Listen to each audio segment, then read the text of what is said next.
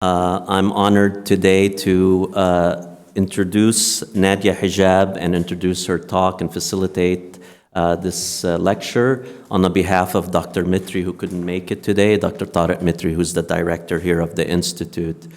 I welcome everybody, and I wanted to kind of give you a little bit of background about Nadia Hijab, even though it sounds like most of you know her very, very well, and that's good. And there's some other probably new faces in the room. So thank you for attending. The talk is titled Reframing the Narrative on Palestine in the West, the Role of Civil Society and Public Policy Institutions.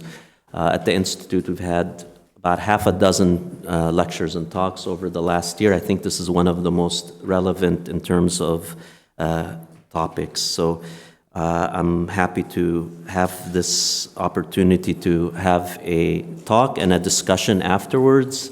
I think Nadia is going to speak for about 30 minutes, and then we'll have plenty of time for Q&A afterwards. Nadia Hijab is a co-founder and board president of Al-Shabaka, the Palestinian Policy Network. She is co-founder and co-chair of the U.S. Campaign for Palestinian Rights, and now serves on the advisory board. She also served as co-director of the Institute for Policy Studies in Washington, D.C., and was a senior officer at the United Nations Development Program. She's a writer, media commentator, and an author. One of her books, Women Power, The Arab Debate on Women at Work, was published by Cambridge University Press, and she has also co-authored another book called Citizens Apart, A Portrait of Palestinians in Israel. So with that, I'd like you to join me welcoming Nadia Hijab. Thank you.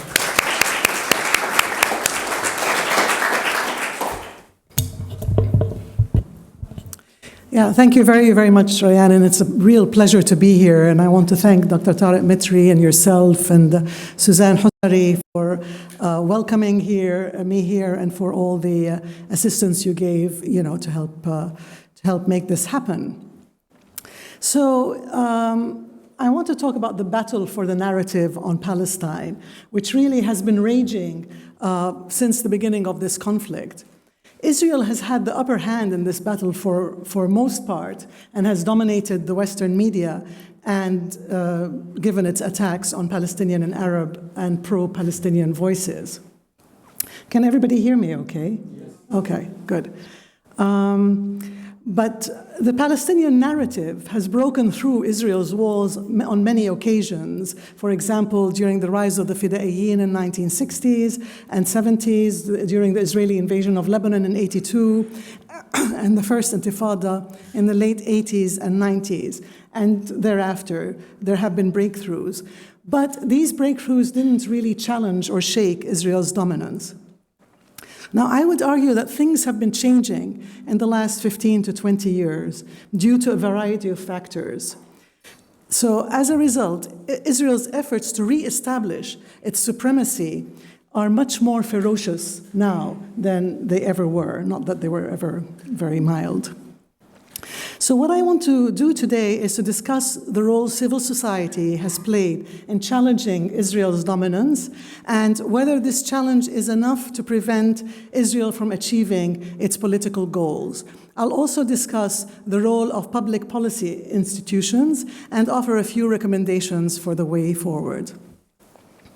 I'm going to focus more specifically on the growth of the civil society movement for Palestinian rights in the United States, which I know quite well, and also because it's far ahead of the civil society in Europe and elsewhere. It's really taken off over the last 20 years.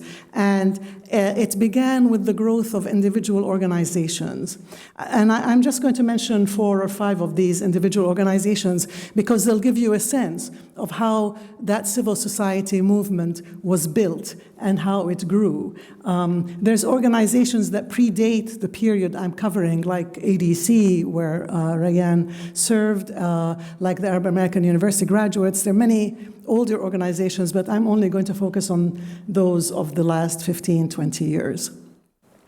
I'm going to, the first such organization is the U.S. Campaign for Palestinian Rights, which I actually co-founded together with several others in 2001. And we co-founded it to serve as an umbrella for the many small, diverse Palestinian organizations that existed all around the states, and that were advocating for Palestinian rights, actually small and large organizations, but they didn't have anywhere to coalesce or to meet. So the U.S. Campaign for Palestinian Rights, as it's now called, it used to be called the U.S. Campaign to End the Israeli Occupation, was envisaged as something that would give a platform to these groups to meet, and that would also provide an umbrella for their work, but that would not replace any of the existing groups on the ground.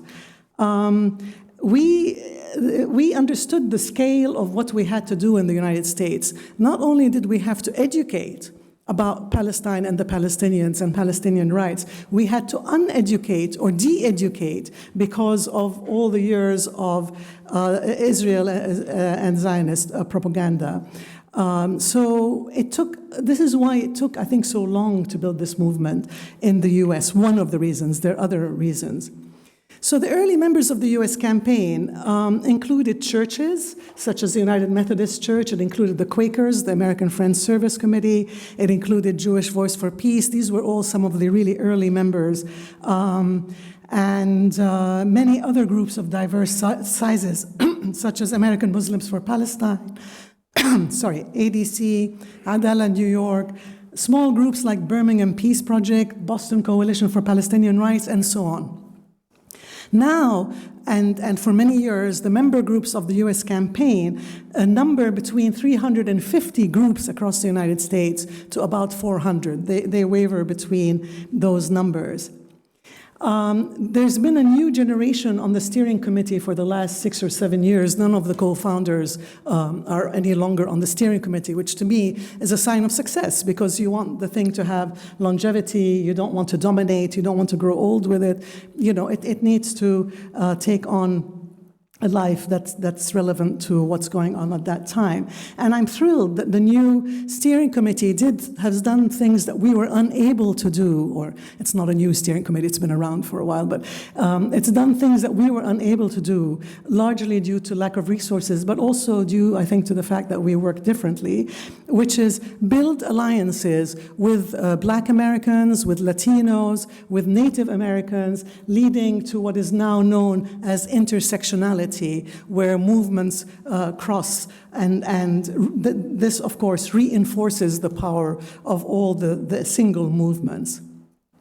So the US campaign annual conferences really contributed to the coalescing of many of these groups in the movement over the years. It offered an opportunity to exchange experience, discuss strategies, political, media, and other strategies. And most importantly, I think, it was a space for these groups to grow their understanding of what the Palestinian cause was really about. Most of these groups were anti-occupation groups, anti the Israeli occupation of the 67, that happened in 1967, occupation of the West Bank, Gaza, and East Jerusalem. But they really grew their understanding of the Palestinian narrative and cause, and the importance of rights that they hadn't really taken on board previously, like the right of return. And although many continued obviously to support a two-state solution, it is one, I would say today, one that is based on human rights for all. So human rights for all in Israel, human rights for all in Palestine, if it is to be a two-state solution. The second group I want to highlight is Jewish Voice for Peace, which started as a small local group in the Bay Area, very appropriately in the Bay Area in California. And there were actually many Jewish anti-Israeli occupation groups dotted all over the states. But Jewish Voice for Peace was the one that had a bit more prominence than the others. About a decade ago, Jewish Voice for Peace set about coalescing these other smaller groups into a national organization. It was not an easy task to do. Many of these groups had their own identity and their own, way of doing things, and they didn't want to be swallowed up by another organization. But it was done, and so Jewish Voice for Peace is now a national organization. It has 50 chapters across the US. It has about 16,000 paid-up members, and it has over 200,000 people on its email list. So that when they call for an action, there's quite a substantial response. There are two other organizations I want to highlight, and this is not to exclude anybody, but just to give a sense of where the poles are in the movement. The first is the Institute for Middle East Understanding, which was founded about 13 years ago to facilitate access by Palestinian and pro-Palestinian voices in the US media. And it's done a fantastic job. And despite the challenges, when IMEU issues something, it reaches tens of millions of people. They reach tens of millions of people every year by now with such voices. It keeps its pulse on the news cycle, and it's there whenever there's an opportunity or whenever there's a crisis. For example, during the March of Return that was launched in Gaza on March 30th, IMEU was there to, along with others, make sure that stories about the peaceful protesters, the organizers of this movement came out. And they came out in the New York Times, and they came out in the Washington Post. There were a series of op-eds and interviews and so on in the mainstream media as well as in other media. The other organization I just want to highlight is something called Palestine Legal, and it was launched quite recently, about 6 years ago, and it has grown fast to support students and teachers on campus who face harassment for their positions or for their attempts to take positions for Palestinian rights. It was initiated and led by a Palestinian American, Palestine Legal. It was incubated at the Center for Constitutional Rights with one attorney, the founder, and it now has 9 staff members, including 4 attorneys. I mention staff because it's such a key part of the growth, and it's so important to the growth of the movement, and I'll refer to that again in a bit. Also, the movement has its own media outlets with, for example, the Electronic Intifada, with, for example, Mondowise, who provide fairly up-to-the-minute news of what's going on and who give space to Palestinians and their allies and shed light on Israel's work behind the scenes. For example, Electronic Intifada has just posted the 4-part series on the Israel Lobby USA, which was produced by Al Jazeera, but was banned from being shown publicly, but now has been leaked. I encourage, if you can get it here, it's online. I don't know if you can, so then I really encourage everyone to watch it. The difference between these organizations and many of the, not all, but many of the organizations I've come across in the UK and Europe is that they've not only focused on advocacy, they've also focused on institution building, fundraising, administration, staffing, all the nuts and bolts that you need for sustainability, so you live to work another day so that you can do this work. People in these organizations are dedicated activists, but they have organizations to back them. Without organizations, these organizations and others, there really would not have been a movement. Now, something like the US campaign was founded actually with no money at all as volunteers, but eventually was able to bring so many people on board and to make such a good case for the existence of our organization. It's now an organization with a budget of about $1 million, which is not bad starting from zero. The Jewish Voice for Peace budget is close to $1.5 million, which again is not bad for a small organization with a tiny budget that started out in California. And these organizations are also strategic. They are really good at identifying opportunities and threats and responding very quickly. And they have mutually reinforcing roles. For example, if you're a student or a teacher on campus and you've been threatened for speaking out on Palestinian rights, then Palestine Legal will come to your support, and IMEU will bring out your story. So there are lots of mutually and then if the story is posted on Twitter, you have a whole host of organizations that are going to retweet and get the word out. I'm very proud of the movement in the US. That's why I'm spending quite a bit of time on it. But also, it's a good, strong movement, and it's important to understand how it grew.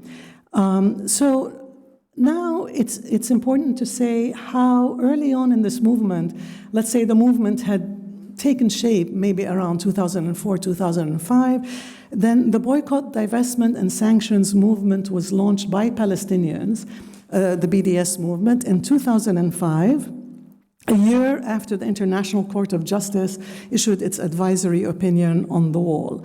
The movement, as many of you know, probably the BDS movement, was founded by a small group of Palestinians, most living under Israeli occupation, and it was endorsed by over 170 civil society Palestinian organizations, one of the widest coalitions ever seen in Palestine.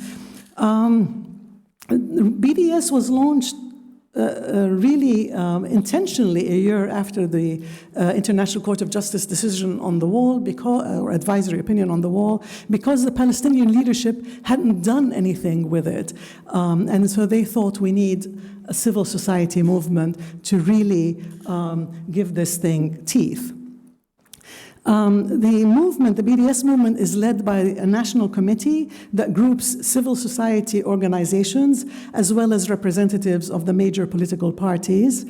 And what's really important is that it sets clear goals for the civil society movement, global civil society movement on Palestinian rights. And this was a bit too loud? Okay, I've always been told I have a loud voice. It's too loud, so, okay. So I also get a bit excited. So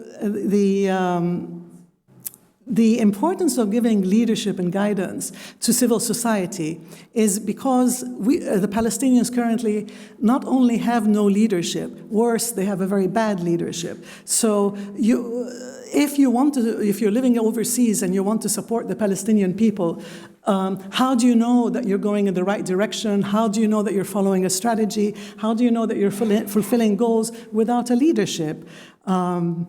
I mean, it's a real tragedy for the Palestinian people. You know the story of the leadership. It's now split into two wings since 2016. Fatah leads the West Bank and provides the base of the Palestinian Authority and the PLO, and it's still the recognized interlocutor for the West. Hamas controls Gaza and is still in power despite the draconian siege that Israel has imposed on Gaza, as well as the three major and several minor Israeli assaults on Gaza that have destroyed people's lives and effectively made the Gaza Strip unlivable. As for the PA, it has increasingly been engaged in security collaboration with Israel for years. In other words, it is crushing Palestinian voices and resistance on behalf of the Israeli occupation. So into this leadership vacuum came BDS. The BDS movement. The BDS movement has never claimed leadership, either of the Palestinian people or of the Palestine Solidarity Movement in the US. But it, as I said, it did and it still does provide a vital point of reference for the Solidarity Movement, fielding questions and concerns. Importantly, it gave human rights advocates something to do. I remember when I was living in the States and I would go, before the BDS movement was launched, I would go give talks here, there, and everywhere, and then people would get energized and say at the end of the talk, well, what can we do? And, what could you say? Well, write to your representative, write a letter to the editor. There was no coalescing of a movement, and there was nothing really that you could do that would make a difference. With the BDS movement and the BDS call, the civil society movement in the US became more organized, much more organized and focused. And with every one of the vicious assaults on Gaza by Israel, the movement in the US grew exponentially. I mean, people joined, for example, the US campaign's email list or Jewish Voice for Peace email list by their tens of thousands, and just came together to say never again. The other thing I would mention about the BDS movement is that when people discuss BDS, they focus on the tactics, i.e. the boycott, the divestment. But for me, and the tactics have been used very well by major churches divesting their investment portfolios from organizations that support Israel's rights. The Presbyterian Church was actually the first, by many people calling on artists and academics not to go to funds supported by the Israeli state. But to my mind, one of the most important things that the BDS movement did is enable Palestinians to know what the goals are and enable the solidarity movement to know what the goals are. And people don't focus on this as much. The BDS call is simply to boycott, sanction, and divest from Israel until it upholds international law. That's what it's calling for. It's not calling for anything else, whatever other people might say. It's calling for the upholding of international law, and it's until it supports Palestinian self-determination, freedom from occupation, equality for the Palestinian citizens of Israel, and the right of return. The BDS movement has never taken a position on a political solution, whether it should be one state or two. It's not their business. They're focused on human rights. So these goals have contributed greatly to the narrative on Palestine and the US.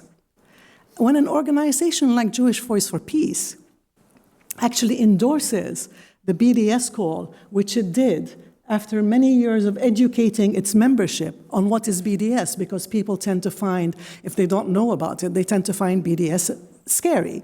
So the Jewish Voice for Peace invested 2 or 3 years in educating its membership, and then finally formally adopted the BDS call, which means that Jewish Voice for Peace has adopted the BDS goals, which means that Jewish Voice for Peace supports the right of return. So this is a fantastic step for an American Jewish organization to take. And so we now have in the US a better framing, a more accurate framing of Palestinian rights than we've seen in the West, with its single-minded focus in the West of protecting Israel and speaking of the rights of both sides, equating the occupying force with the occupied people. Now, a few years ago, finally, at last, the civil society movement began translating its advocacy into political results, as many of you know, partly due to its own efforts and partly due to the fact that many in the younger generation had started joining the Palestine solidarity movement in the US. So that includes many young Palestinians, many young Jews, people of color, and for the Palestinians, they are no longer trapped by their parents' fears of being attacked if they would be spoken out. I mean, most of the people who migrated to the States came from dictatorships in the Arab world, or places where if you spoke out, you were attacked or put in jail. But this third generation, or whatever you want to call it, of young Palestinians is not scared like that. Then you also have the young Jews who shed their parents' brainwashing by Israel and by Zionism. So they're there in the civil society movement. And the people of color, Latinos, Black Americans, and so on. So the biggest shift has happened in the Democratic Party, thanks to all of these things coming together. I just want to give 3 examples to give you a sense of the shift in the Democratic Party. The participants at the 2012 party convention, many of you probably know this, refused to support language about Jerusalem being the capital of Israel in the party platform. And there were the party chairman tried 3 times to pass this support, and 3 times the majority said no. Finally, he said, I see a majority and I'm going to pass it and it'll go into the platform, and there were loud boos in the audience. So that was one signal that things had changed. Another signal is that Congresswoman Betty McCollum, who's a fantastically brave woman, has introduced legislation to prevent abuses of Palestinian child prisoners in Israeli jails. Now, this has been co-sponsored by 30 other representatives in the House of Representatives, which is something that would have been unthinkable a few years ago. And of course, as you know, 3 congresswomen have been elected who uphold Palestinian rights, one of whom has even spoken out in support of BDS. I had said I would speak about the role of civil society and public policy institutions. Just briefly, the role of public policy institutions has been less visible in reframing the narrative on Palestine from a Palestinian perspective. And this is in large part because there are very few think tanks that have a Palestinian perspective, and in the West that focus on Palestinian rights or have a Palestinian perspective. And that was the reason that a group of us came together to co-found Al-Shabaka, the Palestinian Policy Network, which I co-founded with my dear friend and colleague Grace Saeed, who's sitting here, and 2 others in 2010. Actually, we co-founded in 2009. It was launched in 2010. We felt that the civil society movement at this point was doing really quite well in the United States, but that Palestinians did not have a policy voice or a voice at the policy level. And worse, there were some Palestinian organizations who adopted a minimalist approach to Palestinian rights and that were undermining the Palestinian narratives. Moreover, there were many organizations that supported the Israeli narrative and that were extremely well endowed. For example, the Washington Institute on for Near East Policy, YNEP, which was effectively established to serve as the think tank of AIPAC, the American Israel Public Affairs Committee, as you know, Israel's very powerful lobby on the Hill, which has framed US policy on Israel for decades. And YNEP has a stable of policy fellows that are available for frequent media appearances and op-eds and analysis, all from an Israeli perspective. Then there are other policy bodies embedded in the US mainstream. Brookings is not a body that itself necessarily promotes Israel's policies, but it does have the Saban Center at Brookings, which does. And Brookings is one of the most influential think tanks in the US, and when there's a changeover of government, usually Brookings provides the staff for the new government and the appointees for many of them, for the new government. So into Brookings, this august American think tank, the Israeli-American entertainment mogul Haim Saban dropped the Saban Center in 2002 to further amplify pro-Israel voices and pro-Israel policy analysis. Saban, who has said very straightforwardly that his greatest concern is to protect Israel, is very clear about what it takes to influence American politics. There are 3 ways, he said. Make donations to political parties, which he does in their millions, establish think tanks, which he does, and control media outlets, which he does, obviously, since he has a major entertainment industry. So when we co-founded the Shabaka, we had no illusions that the path would be anything but difficult, especially just as when we co-founded the US campaign, we were a team of volunteers with no money. But we clearly meant something to the Palestinian writers, analysts, and thinkers around the world to whom we reached out and to who joined Al-Shabaka happily. Al-Shabaka is registered in the United States, but it's a transnational organization, so we don't have offices anywhere. We work from wherever we are. And we have this model because this way we are able to represent Palestinians wherever they are, and to pull in Palestinian thinkers and writers wherever they are, and to transform the weakness of our dispersal into a strength. We did secure funds in the end, and we built up a budget which is still very modest, but enables us to have a Palestine policy fellow covering Washington, D.C., and another Palestine policy fellow in Palestine itself. And these 2 policy fellows, with others in the Shabaka network, including myself, have done a lot of advocacy on the Hill, and we just came back from a good advocacy tour in Berlin. So we not only produce the analysis, which is always evidence-based and very solid. It ranges from big policy papers, well, big, I mean 3,500 to 4,000 words, which for an institution like AUB is no big deal. If you're studying here, 4,000 words is nothing. But it produces those, and then it produces policy memos, which are much shorter and more accessible for journalists or for policymakers. So we not only produce that analysis, but now we're in a position to take it to policymakers.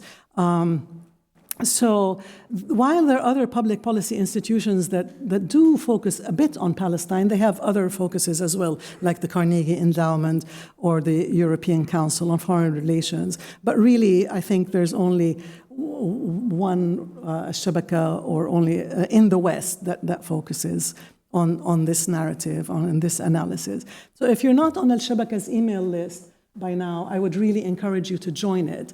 It's not very many emails every month. It's just about 3 or 4 emails. And the URL is AL, that's AL dash Al-Shabaka, ALSH, wait a minute, AL-SHABAKA.org. Grace, have I got that right? Okay, AL-Al-Shabaka, SHABAKA.org. Okay, so coming to my final part of this talk, and I hope you're still with me. I said at the start that Israel's response to the successful evolution of this pro-Palestinian civil society movement has been fierce. It's getting even more ferocious. Why is it getting more ferocious? I think for 2 reasons. First is that Israel fears it is losing the battle on the narrative. And the narrative is vital for Israel's security. Indeed, you can even argue that the narrative is vital for Israel's existence.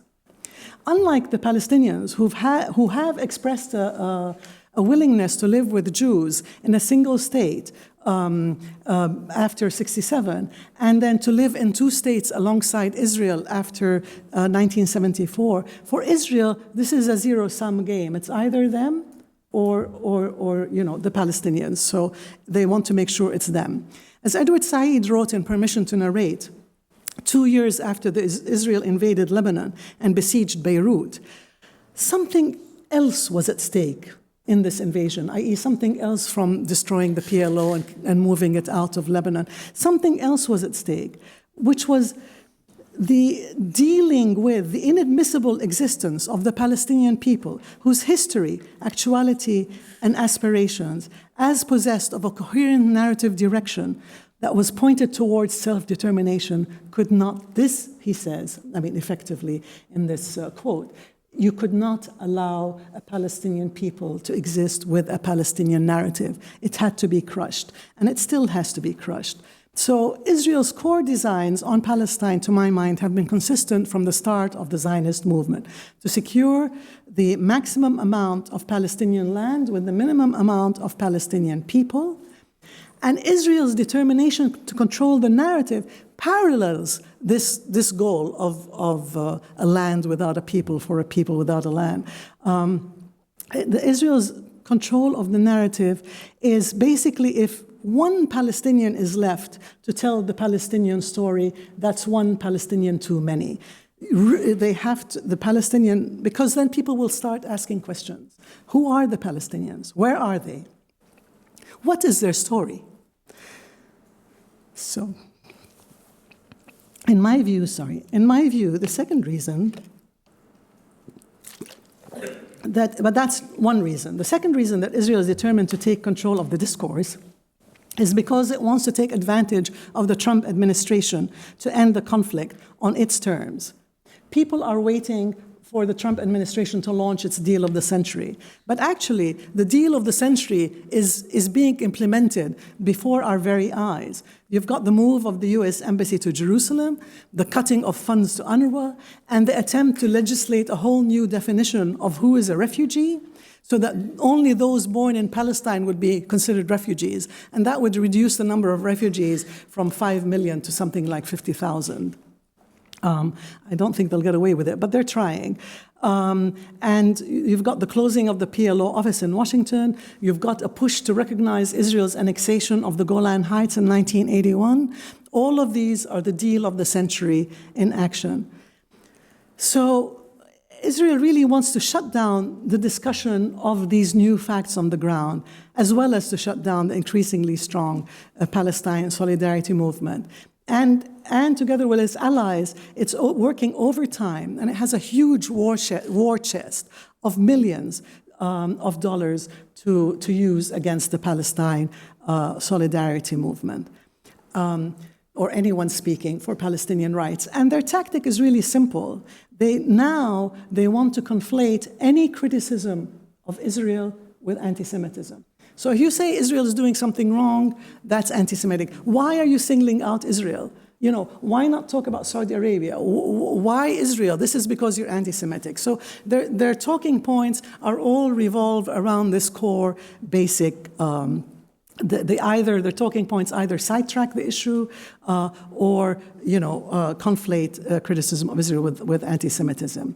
And there's legislation in Congress to outlaw BDS. Several states in the US have adopted legislation to outlaw BDS. Now Israel is running around on the basis that it's anti-Semitic, of course.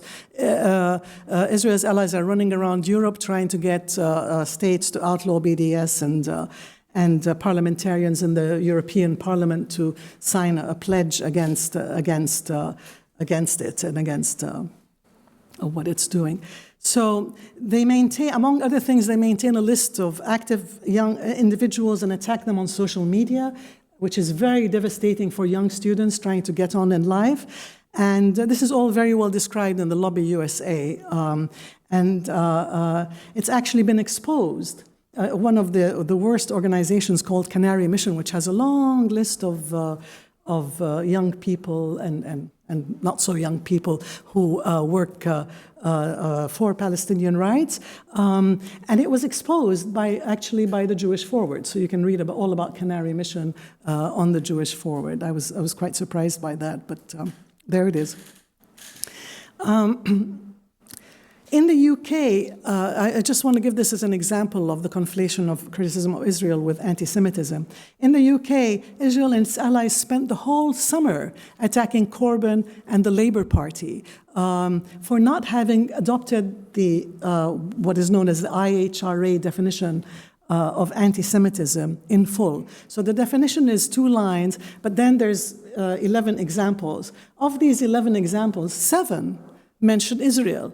So here you have really a conflation of criticism of Israel with anti-Semitism on paper. And the Labour Party had adopted 10.5. They wanted it to adopt all 11, and there was attack after attack in the media. It was relentless. And Labour Party finally adopted it. But so Israel is extremely strong and relentless in its attacks. Will it win? This is the question. And I think it will be very difficult or if not impossible, for Israel to actually win.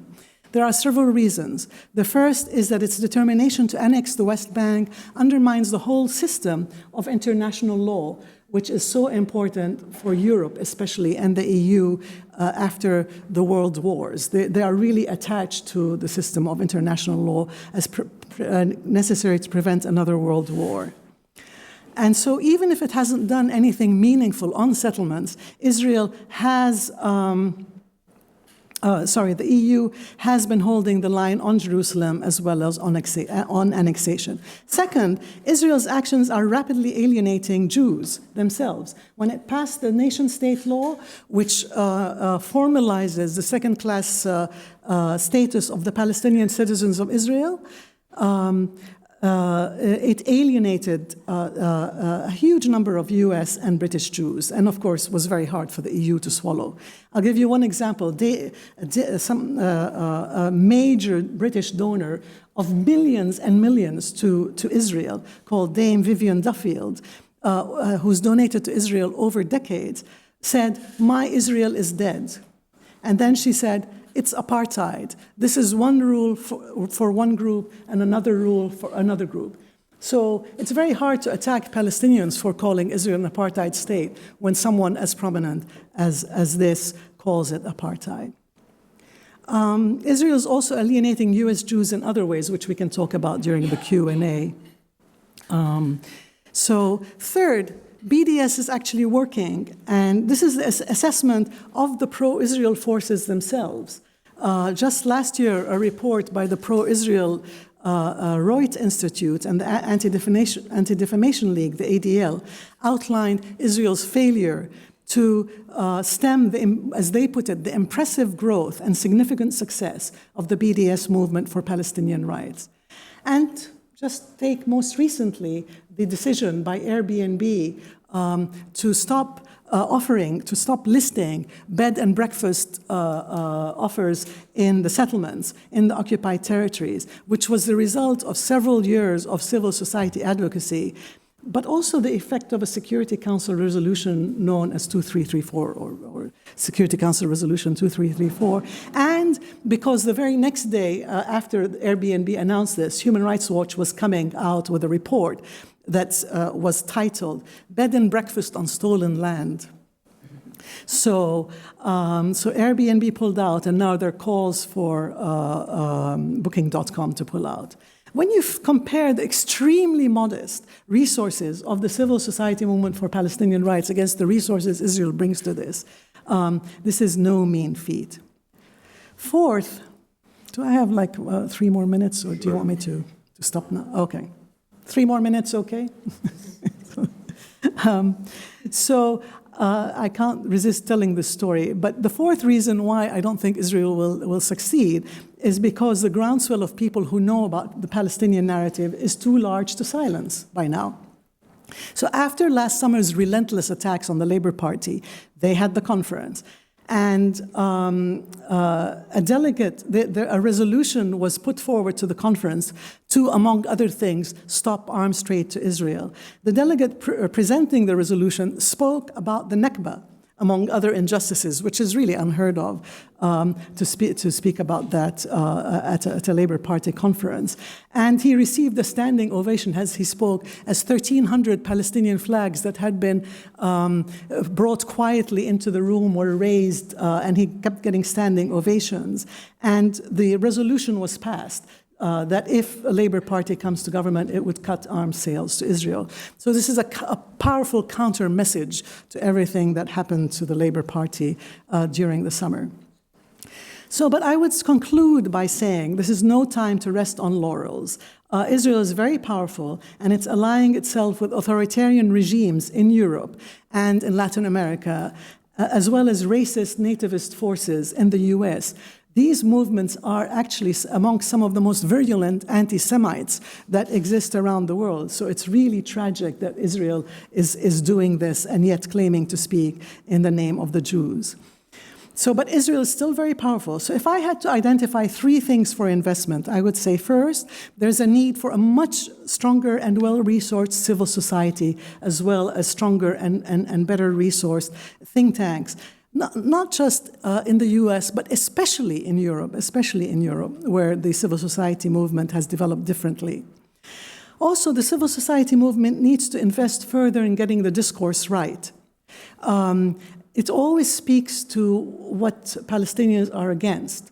It doesn't speak to what Palestinians are for. And Palestinians are actually for freedom, for justice, for equality. These are all wonderful things that everyone can relate to. Instead, we have a lot of talk about, more talk about being anti-apartheid or, settler colonialism or so on. Those have to be mentioned, but we can start by saying we are for freedom, justice, and equality, and that's why we're against apartheid. This is such an important narrative shift that needs to happen. And related, there's a need to use everyday words in the Palestinian narrative and less academic ones, like, for example, settler colonialism, which is a very appropriate description of what's going on, but it's not a description that people really know. Third, I would say that there's a need for a better understanding of what intersectionality is and how it works and why it's so important, especially in Europe, which is, of course, a different group of countries than the US. And where intersectionality, I don't think, has made big inroads for many reasons. So I would conclude by saying that the road ahead is long, but it is not without hope. Thank you.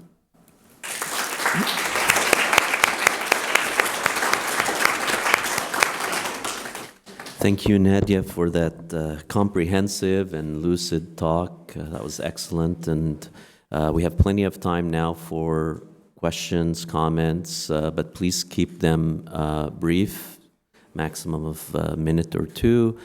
Please introduce yourself before you speak, and we'll open up the floor. I'll take a few questions or comments before bring it back to Nadia.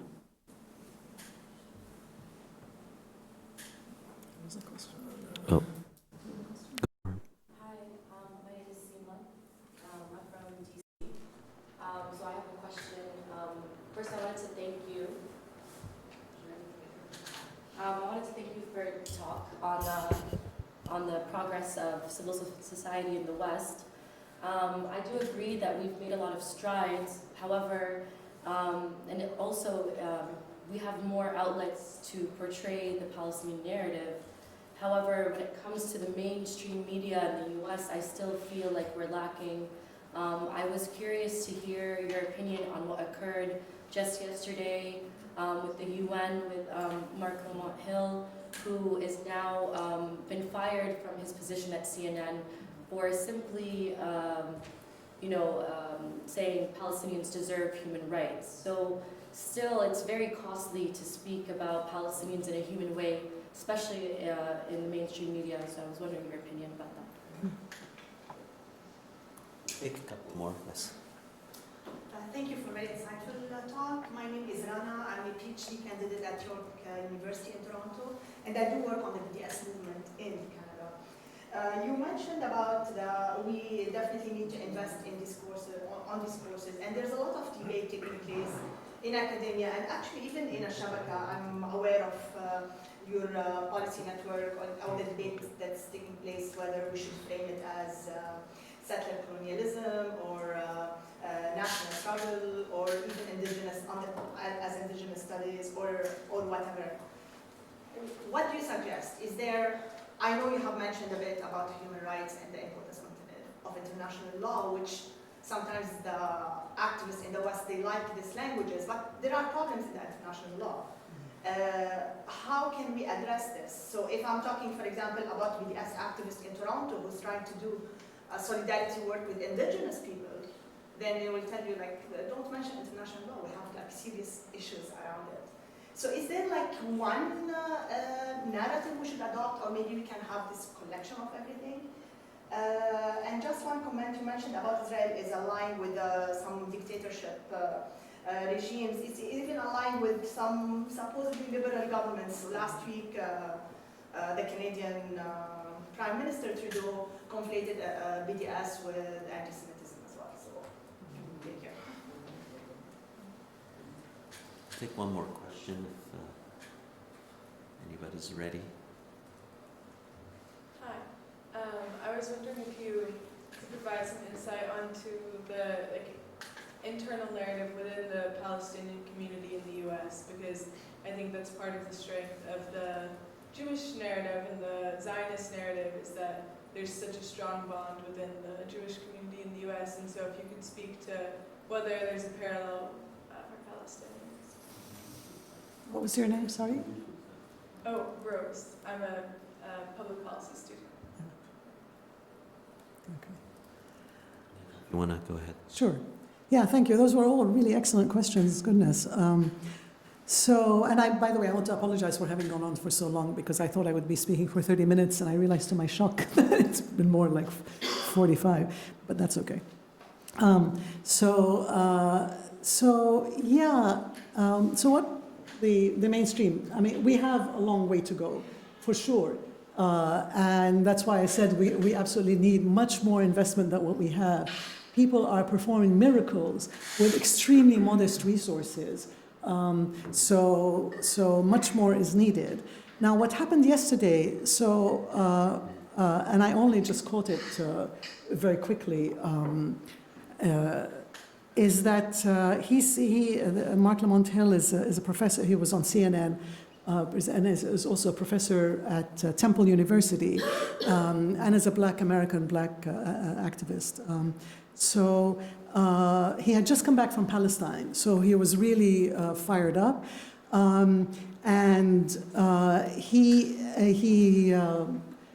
He concluded by saying Palestine will be free from the river to the sea, which could have given the impression that, he didn't want Israel to exist anymore. He has clarified to say that's not at all what he meant, and it was wrong to give that impression.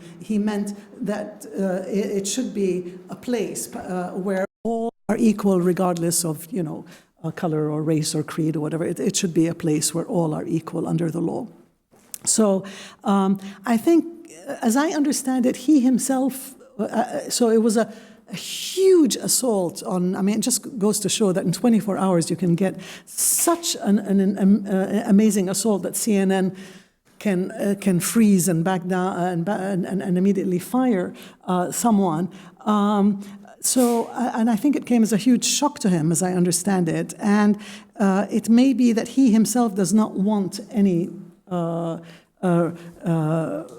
response now, just to think about things just for a minute. But should he decide he wants a response, then I think that there would be a huge response from Jewish Voice for Peace, all the U.S. Groups, and it would be a huge response, and especially from the Black Americans. So I think this is a hornet's nest that Israel and its allies have stepped in. If he does want a response, then I think there will be a response. So I don't think we've seen the end of this story. But I may be wrong, but I don't think we have seen the end of this story. So the BDS movement in Canada, the debates and how to frame, it really depends who you're speaking to, is how you frame the narrative. But with a colleague of mine, I co-authored a paper on the narrative on Palestine that you can find on Al-Shabaka, in which we reviewed all the existing Ingrid, if you know her, Ingrid Jaradat Gassner, we reviewed all the existing large academic or legal ways of analyzing what had happened to the Palestinians. And you can use anything. You can use indigenous peoples, you can use settler colonialism, you can use, what are some of the other, you can use ethnic cleansing, you can use, there are many, many narratives you can use to describe what happened to the Palestinian. Ingrid and I found that apartheid was the most strategic framework to use because it's a crime under international law.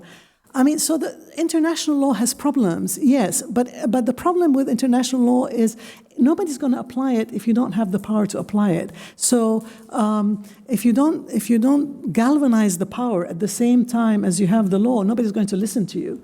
To have that counter power. So I think apartheid, and you can see the various reasons it is the most strategic. But just like Jewish Voice for Peace educated around BDS for 3 years before adopting it, people need to be educated around apartheid and what it is. And that if you are, again, anti-apartheid, it is not that you're calling for a destruction of a state. South Africa dropped apartheid. It's still there as a state. It's a state where citizens have equal political rights. Sadly, they don't have equal economic rights. But so depending on who you're speaking to, when you introduce the apartheid framework, you either go with it or you say, well, actually, we are for justice, and this is what justice looks like. It's equality for all, and this is where Israel contravenes this, and this under the Apartheid Convention, because there's a convention, plus it's been, as I say, criminalized in the ICC statute. This is why we are against apartheid and get there slowly. And I think it's really important to stick to one narrative, but just present it in different, one framework of analysis and present it in different ways. So the narrative within the Palestinian community, is there a parallel? Sadly, there isn't, because Palestinians in the US may be working towards that, but they haven't yet. It's a divided and fragmented movement, I would say. Maybe not everybody would agree with me. The Palestinians are quite successful in coalescing within broader solidarity organizations, but not necessarily in establishing their own, with a few exceptions. And I think there are several reasons for this. One is, of course, the political divisions between Hamas and Fatah, and the fact that these organizations, even if they can't move things forward, can stop them from taking place. So if there were ever to be an organized Palestinian political body in the U.S., you could be sure that the Fatah or someone else would be very effective in stopping it, even if they're not effective in getting Palestinian rights. So, yeah, I don't think Palestinians have been able to coalesce like Jews, and yeah, the reasons are multiple, and they probably deserve a real fuller study than I can give them now. You could probably speak more to this. No. Sorry. There's a question back here. Okay, sorry, I can't. It's very difficult to see in this setup. Go ahead, please. And if you can speak into the microphone, that would be great. If there's one close by. If not, it's okay. Thank you, Nadia. I agree with what Nadia said, but I would like to stress something in the United States and Canada, because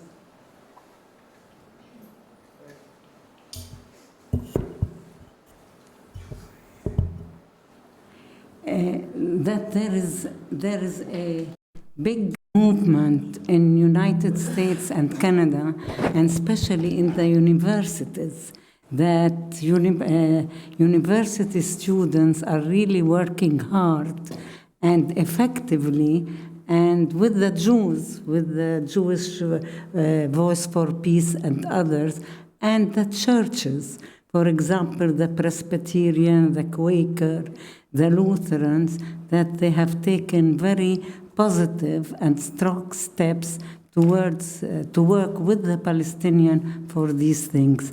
That this we cannot neglect. Oh, I mean, we should stress it. It's okay. Thank you. I'm going to go ahead and just make comment and also ask a question, if you don't mind. I think, we see the Trump administration as being something that's working so directly against aspirations of Palestinians and Palestinian liberation. At the same time, the anti-Trump sentiment that exists with all sorts of groups across the United States now. I'm not saying that it's overwhelming, but it's quite strong. Do you think it could help specifically the Palestinian issue? Is this how 3 congresswomen that are very pro-Palestinian were able to make it into Congress in the last election? So could the Trump program, specifically around the Arab-Israeli conflict, backfire, internally? The other thing was just a comment that I think it's important to kind of bring up the context of your talk. And, we're here talking at the American University, AUB. I know lots of people here have lived in the United States and West and see this issue within the context of the West. I lived in California, actually in the Bay Area in early 2000s, and much of these groups, Students for Justice in Palestine, Jewish Voice for Peace, something called Sustain, were all groups that were incubated in an area where Arab Americans mostly were active, including myself, and the ADC where I worked. Some of those groups were activist groups that never went on to be civil society or institutionalized organizations. And so they had a particular role at that time. I think it was, very beneficial. There's Student Justice Palestine branches all over the United States. Now there was one in Berkeley that, we helped, develop at that time. So if you can kind of also, kind of give us a little bit of the historical moment of like where we were and where we are right now, that would be great. Great. Any other? Okay, great. Thanks very much. Thank you, Rima. I hadn't intended at all to neglect, and I'm very glad to hear that this is happening in Canada as well, because I don't know that much about Canada. Certainly, this is the way that students and churches and so on have worked in the States, on campuses in the States. And I really should not have taken for granted that people know this, but there is a very, very active student movement. And that's why the Canary Mission in the States was set up to stifle them, and several other organizations to stifle them. And I'm thrilled that this is also happening and also it's important to know that, for example, when the Presbyterians, which was the church that took the first decision to divest its portfolio from Israel's from companies that supported Israel's occupation, there were many groups there supporting them. Jewish Voice for Peace, the U.S. campaign, other students, and so on. I mean, so there was quite a coalition at the church when these decisions were sort of during education and outreach at the church when these decisions were taken. So there is quite a lot of collaboration across. And I think the anti-Trump forces that you mentioned will definitely be in favor of the Palestinian rights movement because they are part of this intersectional movement that's growing and that needs to really grow and become a lot stronger for to get anywhere. But it's also true that with many progressives, and I recognize we have a long way to go, but it's become acceptable in the discourse to talk about Palestinian rights. It's become more acceptable, and that's what Israel is trying to push back against. So the fact that these three congresswomen were not afraid to talk about Palestinian rights. I mean, Rashida Tlaib, who maybe was a bit more, let's say, guarded than Ilhan Hassan. Is it Ilhan Hassan, the Somali? Yeah. So who was really outspoken. Rashida Tlaib actually was sponsored by J Street, which is a pro-Israel organization. But then it withdrew its sponsorship from her when she spoke out for BDS, I believe. So, but the fact that they felt it was okay, to get up and speak about Palestinian rights during their election process shows you how much things have changed. And I think Nancy Pelosi is going to have her hands full with a Congress that's supportive of Palestinian rights when she's trying to raise money, or kowtow to AIPAC or so on. So this will be very interesting to play out. And the SJP was founded or came into being about 15 years ago, I think, and then fell away. I mean, it didn't sustain. But the current iteration of SJP, Students for Justice in Palestine, has been around now for about 10 years, or something like that. And they're doing fantastic work. These young people, really dedicated, doing all the work of writing letters, asking for funding so that they can support others, to come to the national meeting. And they just held their national meeting at UCLA campus. And there was a huge effort to stop it being held at the UCLA campus. And actually, I think it was the chancellor who spoke out. This is the problem Israel faces in the United States, is that free speech is supported by the Constitution, completely supported by the Constitution, whereas it's not the same in several European countries. I mean, they don't have this, holy place for free speech. And boycotts are protected free speech, considered protected free speech. So that's a real problem for Israel. So the chancellor, I believe it was, of UCLA said, do I support BDS? No, I don't. Do I support the right of the students to hold this conference at UCLA? Yes, I do. And so that's free speech in action that Israel is trying to stifle. So we're at a very interesting moment, but it's a very scary moment as well. And, Israel, as I like to say, is in a race against time to legalize its occupation. That's what it's trying to do, legalize its occupation. Just completely wipe out the whole Palestinian question in the next 2 years. So we need to hold firm. Okay, just one last round of hands, and then we'll have closing comments by Nadia. One over here and one over there. Thanks for your intervention. I teach at ACS. So you mentioned at the end of your speech a certain lack of intersectionality in Europe, but you had the chance to be more details about it. So I was just wondering if you can develop on this. That was proceed. Suzanne?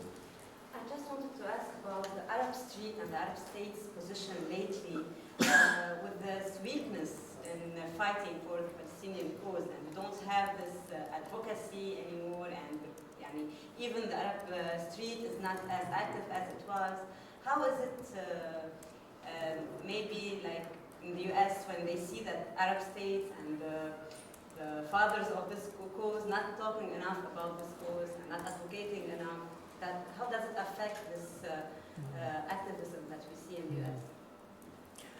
Yeah, thank you. Very good I just want question. to give an opportunity. If any last questions? Okay, doesn't look like it. Please. Okay, thanks. My sense is the European movement is behind the US movement in several ways.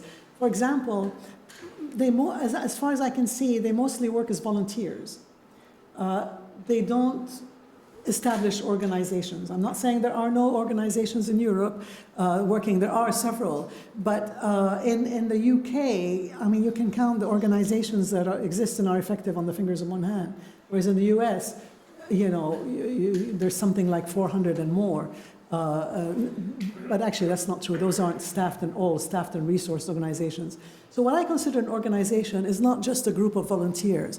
It has to be staffed and resourced. It has to have a strategy. It has to have goals in order, and it has to keep that spirit of activism in order to sustain. Because if it doesn't, this is a long haul struggle. You have to be there here, this year, next year, the year after. And in Europe, they don't seem to have that approach.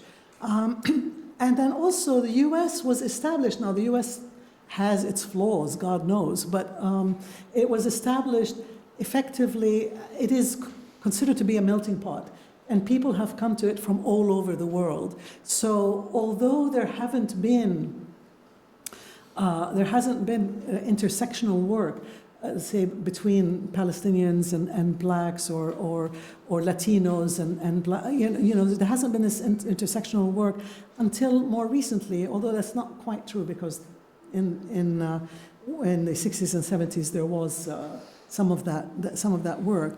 In the UK, for example, they're not there with that intersectionality, and I think because people have like in France or whatever, people have lead very separate lives and are isolated from each other, and it'll take a while to get to know. The other thing about to get to know each other and then to work together for the same goals. So I'm hoping that there'll be more of a push for intersectionality. I'm based in the UK, and I'll certainly push for it. I've been there for a couple of years now and learning more about the movement. But the establishment of organizations is key and is badly needed to be able to push back. Your question about the Arab states, and Arab states' relationship with the Palestinians has always been a difficult one. But certainly, it's never been as bad as it has been now. So who lost the Arabs? I mean, we're working on a round table for Al-Shabaka to address this question. Did they lose us or did we lose them? So I think there's... Yeah, I think there's really definitely faults on both sides. I think speaking as perhaps as a Palestinian, certainly the Arab support was taken for granted, not enough investment was made, not enough recognition was given, not enough intersectionality was there because, they have their own issues, their own criteria. That said, I think on the Arab street, I'm not sure things are as passive or as as diluted as one might think. How it impacts on the U.S. movement, I'm not sure. Obviously, it's really depressing.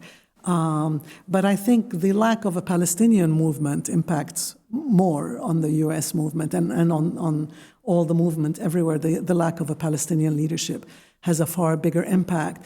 And really, it's a challenge for a solidarity movement because, first of all, when do you speak out against the Palestinian leadership that exists now? Do you have the right as a solidarity movement to attack the Palestinian leadership? Do you have the right as a solidarity movement to attack the Arab Gulf states? I mean, so what is your framework? What are your parameters as a solidarity movement? So that's a tough question. It's a question that we faced, in case someone ever signed a deal with Israel that was not totally sold out Palestinian rights. So. Please help me thank Nadia Hijab for this incredible talk. Thank you very much.